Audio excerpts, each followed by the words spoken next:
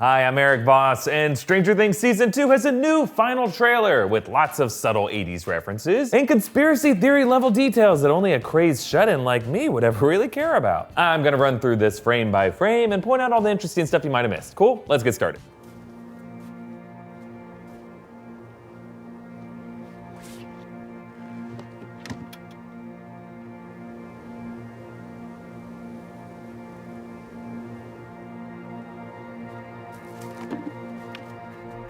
This trailer opens with that box in the woods that Chief Hopper left food in for Eleven to find at the end of last season. Notice that the Eggos and container of cookies are the same exact ones that he left for her in that scene. This is probably the same night. So this gives us an idea of this season's timeline. Even though most of Season 2 will probably take place 10 months after Season 1 in October 1984, I think we'll see some scenes from the interim period in between. Also notice the clothes that Eleven is wearing. That hat and coat look pretty big for her. They probably belong to Hopper as well. Now at the end of last season, at first I thought this box could be something that Eleven could access from either side of this dimensional divide, like that vanishing cabinet in Harry Potter. But last trailer ended with what looked like Eleven finding another rift from the Upside Down back into our dimension, so it looks like she is back. Let's move on. On Halloween night, Will saw a sort of shadow. Maybe all of this is happening for a reason.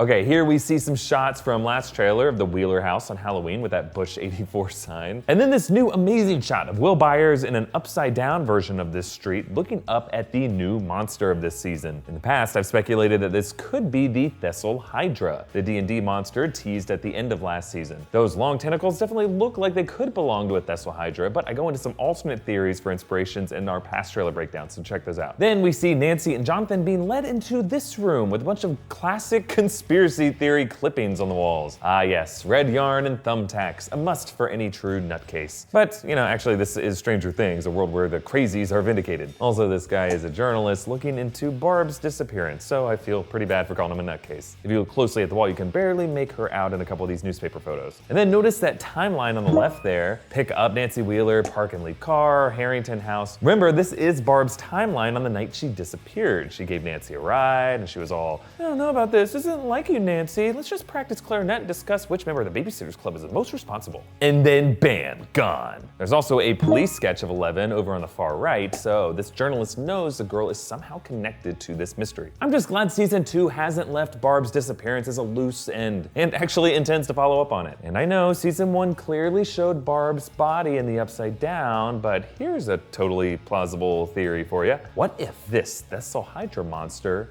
is Barb? We know the Demogorgon cocooned her and Will, orally implanting some weird vine inside of them, which left Will coughing up some slugs in the final scene of Season 1. Maybe if left undisturbed with that implant inside her, it could have transformed Barb into a huge tentacled monster. I'm just saying, guys, stranger things have happened. Actually, on Stranger Things, this would have been the strangest thing to have happened. Anyway, let's move on. These are not nightmares. It's happening. And it all leads back to here.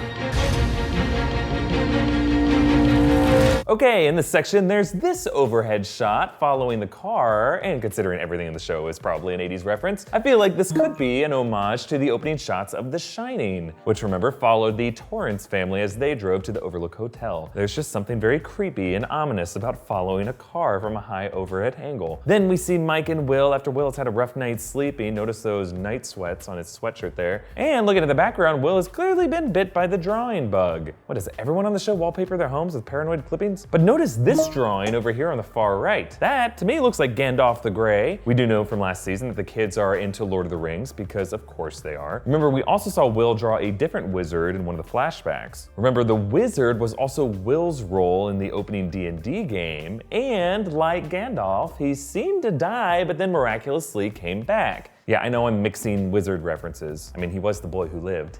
Let's move on. This thing. You said it was all in his head. And what have you done? Nothing. What is wrong with my boy? I don't understand. This section gives us this shot of the kids in the upside down, and I love the lighting in the shot. The beams of light from these flashlights definitely have a Spielbergian quality. As we saw in movies like E.T., Spielberg loves hiding characters' faces behind beams of light. We also see Joyce here in hospital scrubs, which is a little odd because in season 1 she worked at a general store, so maybe she just had to wear these scrubs while Will was being operated on. We also see Paul Reiser's scientist character. Reiser is another great 80s nostalgia cameo along with Sean Astin. Reiser played Berg in the movie Aliens, which was one of these sci-fi classics referenced all throughout season 1. Berg was an asshole representative from the Weyland Corporation who got people killed to acquire dangerous specimens for his company, while looking out for his own ass. So I could see Reiser playing a similar character here. Let's move on. 11 what? She always did.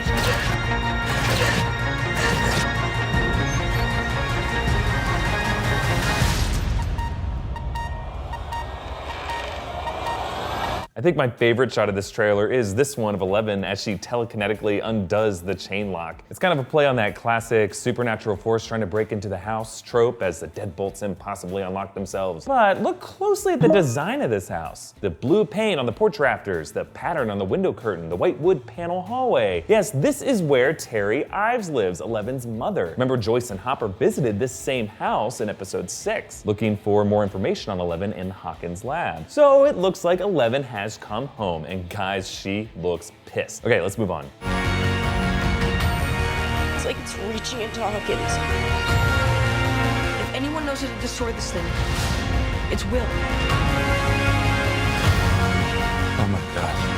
So in this section, we get some more shots of Will's drawings. In our last breakdown, I speculated that these drawings could form a map of a tunnel to the Upside Down. And once again this season, it looks like Joyce Byers will have to use her living room to assemble a way to communicate with her son. And this next shot of Dustin and Steve looks like it could be them looking into these tunnels. Actually, this angle reminds me a lot of another famous Stephen King adaptation, The Shawshank Redemption, when the warden pulled back the Rita Hayworth poster and the camera creeps backward from the prison cell deep into the unknown. And I gotta talk about the music of this trailer. This track is called Last Ray of Light. It's composed for this trailer by Alexander Dmitrijevic. This guy has composed uncredited trailer music for a ton of movies. Here, he fuses this intense organ with the classic synth tones from the season 1 score, which strongly evokes Hans Zimmer's score from Interstellar.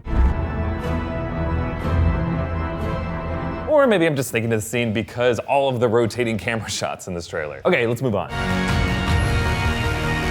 Don't you think it's weird how we only seem to hang out when the world's about to end? It's not like it was before. It's grown. It's Judgment Day.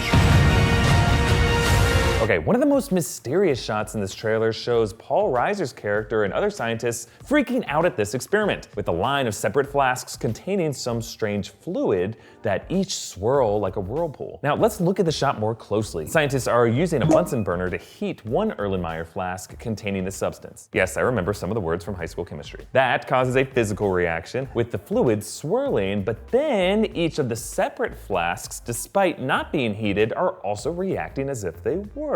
Interesting. This seems very similar to the experiment in John Carpenter's The Thing, something that I brought up as a reference in the past with Stranger Things. Kurt Russell's character McReady separates blood samples taken from each of the suspects and heats each sample, knowing the shapeshifter alien hates fire, and any one part of this organism's DNA will elicit a reaction from the source. So I'm thinking in this case, whatever this substance is, each of these samples may belong to the same supernatural organism so that they share this metaphysical connection. I actually have more on this theory later. We also see separate shots of Joyce and Steve hacking away at something. This upward shot of Joyce looks a lot like that shot of Hopper from the past trailer. Now in my past breakdowns, I speculated that season 2 might feature an infestation of small interdimensional creatures, maybe ones that spawned from the slug that Will coughed up. Maybe this is the thing that Dustin traps in his Ghostbuster trap. The same things that are perhaps ruining all of Hawkins' pumpkins. We also get this great shot of Steve tying a bandana around his head.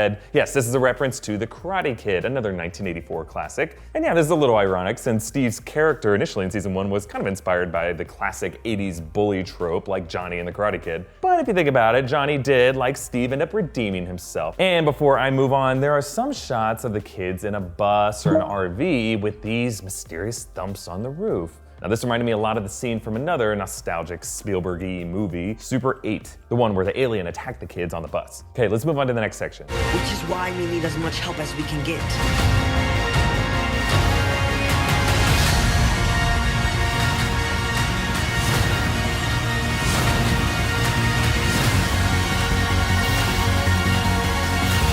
Is anyone there?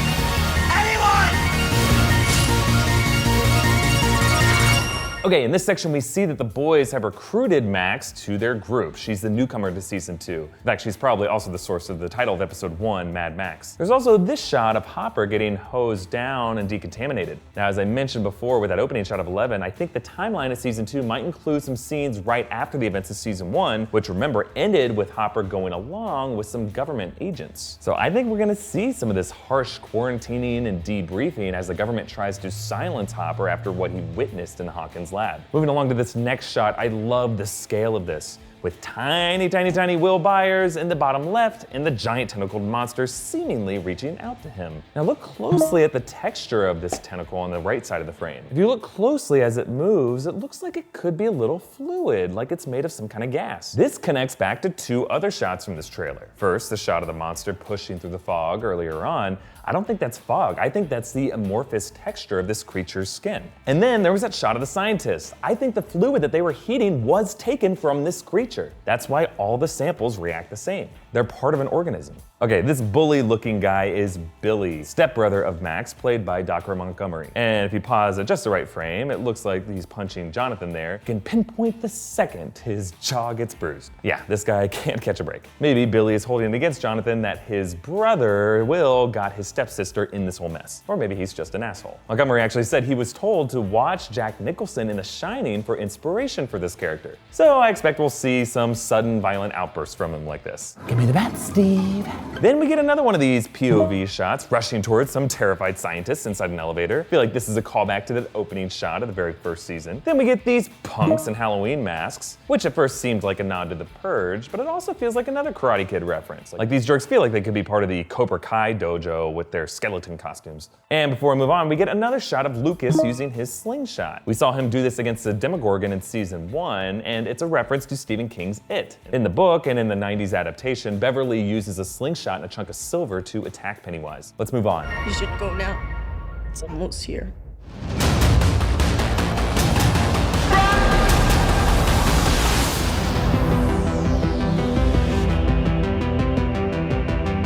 Okay, so there are a lot of quick shots of terrified characters here, but I just want to single out one, this broken up shot of 11, as it looks like she tries to use her telekinesis to move a massive train car. It's interesting here how she collapses to her knees in defeat. She seems so vulnerable. Last season, she was able to flip that government van without too much effort. Then again, a van is about 5,000 pounds on a heavy day, whereas a freight train car can be upwards around 300,000 pounds. So, you know, Ellie, you shouldn't feel too bad about this. Maybe try telekinesising with your knees. Either way, I'm wondering if Eleven's powers are gonna start fading in season 2, as she becomes less of a supernatural freak experiment and more of a normal young girl. Be interesting to see if she actually starts missing her powers. Let me know what you think in the comments, but let's move on to the final section. You still have that bat? Bat? What bat?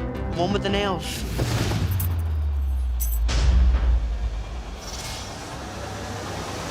Okay, to be honest, I don't really remember Steve's bat being a particularly iconic moment from season 1, but I do like the fact that Dustin and Steve are gonna start spending more time together. I can't think of any 2 kids who would be less likely to hang out with each other in the show. Notice how Dustin is holding flowers. Now, who do we think those are for? Now, judging from this quick earlier shot of Max hitting someone or something with this nail bat, I think these 2 guys are on their way to see her. So maybe Dustin is hanging out with Steve trying to get advice on how to be more of a Casanova. DIY street weapons, of course. Ladies, can't get enough of them. Which 2 characters do you think will form the most surprising pairing this season? And what do you think will be the biggest threat facing Hawkins in season 2? The government, whatever those small creatures are, Billy, 11, or Thessal Hydra Barb? I want to believe. Comment down below or tweet me your thoughts at Erik Voss or follow New Rockstars at New Rockstars for updates on our videos. And subscribe to this channel for all of our deep dives into Stranger Things and other shows you love. And if you want to help this channel grow, you can contribute to us on Patreon. Big thanks to all of our donors, especially Matthew Salvas. All right, thanks for watching. Bye.